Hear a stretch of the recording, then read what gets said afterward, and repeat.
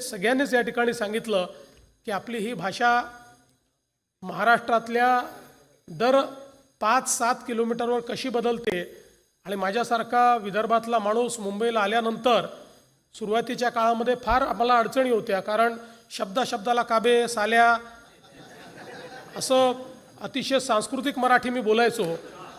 पण इथे आल्यानंतर माझ्या असं लक्षात आलं की ही संस्कृती मुंबईला काही पटण्यासारखी नाही आहे आणि पुण्यात तर मला त्या ठिकाणी बहिष्कृतच केलं जाईल।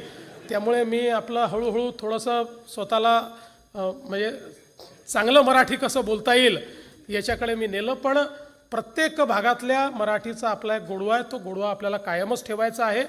आणि त्यासोबत सगळ्यात महत्त्वाचं आहे की आज आपण सगळे लोक मराठीचा या ठिकाणी गौरव करतो आहोत, तर या गौरवाच्या निमित्ताने आपली भाषा ही जास्तीत जास्त लोकांपर्यंत पोचली पाहिजे आणि त्यातलं जे अभिजात साहित्य आहे ते जास्तीत जास्त लोकांपर्यंत पोचलं पाहिजे।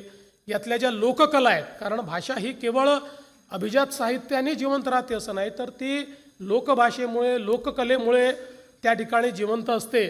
त्यामुळे या लोककला आपल्याला आपलं लोकसाहित्य, आपलं लोकनाट्य, आपली लोकगीतं ही सगळी कशी आपल्याला जिवंत ठेवता येतील, ती कशी आपल्या पुढच्या पिढीपर्यंत आपल्याला नेता येईल हे आपल्याला बघावं लागेल।